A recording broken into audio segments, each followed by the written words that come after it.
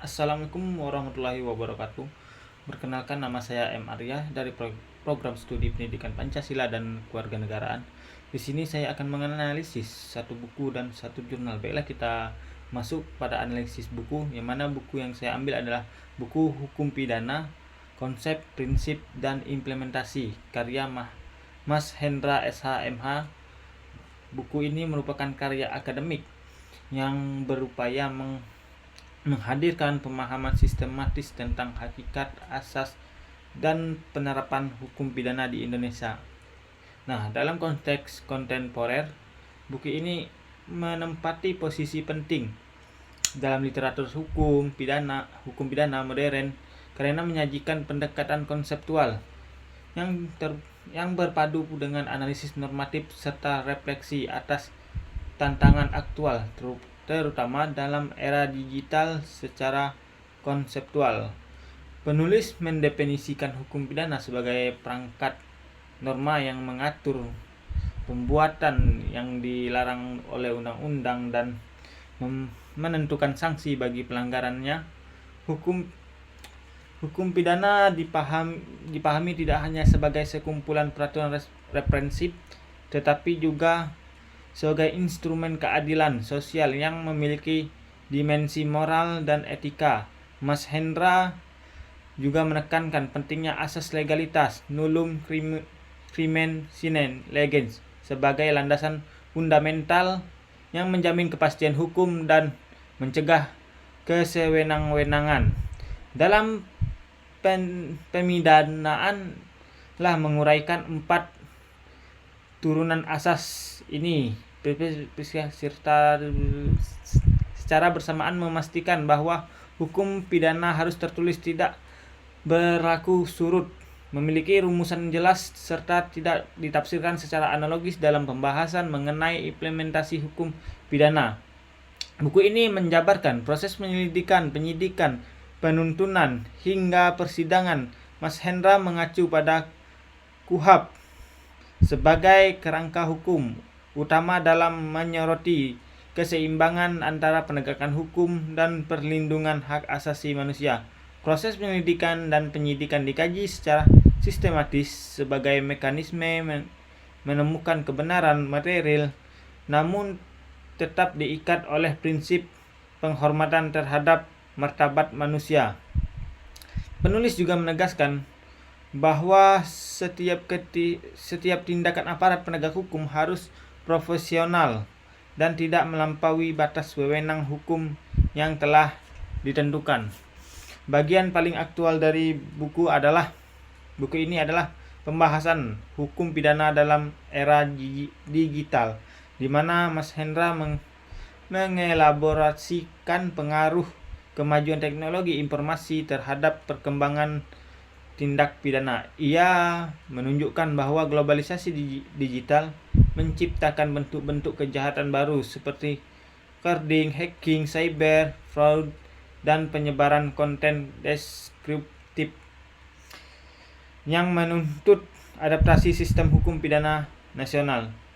Buku ini juga menekankan pentingnya pembaruan legislasi dan kapasitas institusional untuk menghadapi cybercrime, termasuk sinergi antara hukum nasional dengan instrumen hukum internasional. Selanjutnya, buku ini juga menyinggung isu hak asasi manusia dan keseimbangan monodualis, yaitu upaya menemukan keseimbangan antara kepentingan individu dan kepentingan masyarakat dalam penerapan sanksi pidana.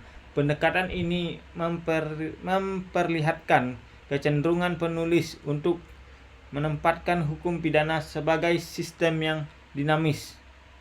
Buku bukan semata-mata mekanisme penghukuman, tetapi juga sarana pembinaan sosial dan moral bangsa. Dari segi metodologi, karya ini bersifat deskriptif, normatif dengan orientasi pendidikan dan reflektif. Mas Hendra menggunakan referensi otoritatif seperti Barda Namawi, Arif EOS, dan Jan Rem Hemil, sehingga memberikan landasan akademik yang kuat. Struktur buku yang terdiri atas 4 bab mulai dari konsep dasar hingga isu kontemporer, membuatnya mudah diikuti oleh mahasiswa hukum maupun praktisi.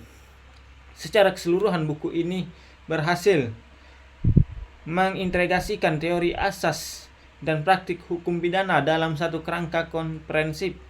Ia bukan hanya menyajikan uraian tekstual atas norma-norma pidana, tetapi juga mengunggah kesadaran kritis pembaca untuk memahami konteks sosial dan etis di balik penegakan hukum. Dengan demikian, karya Mas Hendra dapat diposisikan sebagai buku referensi penting dalam studi hukum pidana modern di Indonesia, terutama di tengah dinamika pembaruan KUHP 2023 dan tantangan kejahatan digital yang terus berkembang. Selanjutnya kita akan menganalisis jurnal penerapan hukum pidana pada tindak pidana gratifikasi yang dilakukan dalam jabatan dalam studi kasus putusan nomor 1 garing PID SUS TPK garing 2017 garing PN MDN. Jurnal ini mengkaji secara mendalam tentang penerapan hukum pidana dalam konteks gratifikasi dengan fokus pada putusan Pengadilan Negeri Medan. Penelitian ini bersifat normatif dan menggunakan pendekatan perundang-undangan kasus serta analisis untuk mengevaluasi ketepatan penerapan pasal dalam putusan tersebut. Hasil analisis menunjukkan bahwa terdapat ketidaktepatan dalam penerapan hukum oleh majelis hakim, di mana pasal 11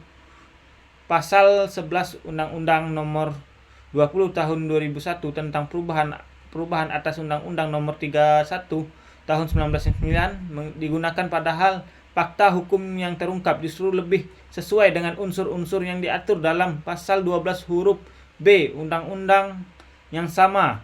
Penulis beragumen bahwa gratifikasi sebagai suatu pemberian dalam arti luas dapat dikategorikan sebagai tindak pidana korupsi apabila memiliki hubungan dengan jabatan dan bertentangan dengan kewajiban ataupun tugas penerima.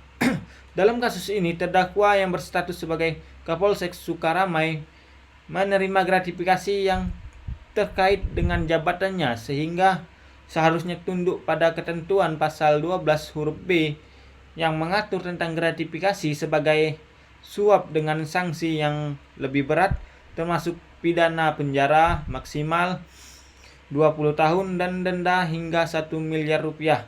Selain itu, penelitian ini juga menyoroti mekanisme pembuktian terbalik yang berlaku untuk gratifikasi senilai 10 juta atau lebih, di mana beban pembuktian beralih kepada penerima untuk menunjukkan bahwa pemberian tersebut bukan merupakan suap.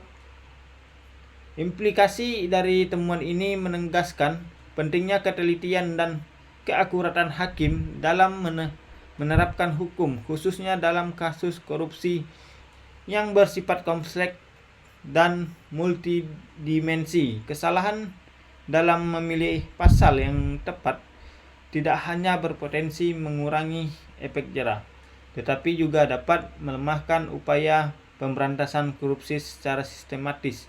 Oleh karena itu, penelitian ini merekomendasikan agar para penegak hukum, khususnya hakim, lebih cermat dalam menganalisis fakta hukum dan menyesuaikan dengan ketentuan undang-undang yang berlaku, sehingga putusan yang dihasilkan dapat mencerminkan keadilan substansif dan konsistensi penegakan hukum. Dengan demikian, integritas sistem peradilan dan upaya menciptakan pemerintahan yang bersih dan bebas dari korupsi dapat tercapai. Sekian yang dapat saya sampaikan. Apabila banyak terjadi kesalahan, mohon maaf. Wassalamualaikum warahmatullahi wabarakatuh.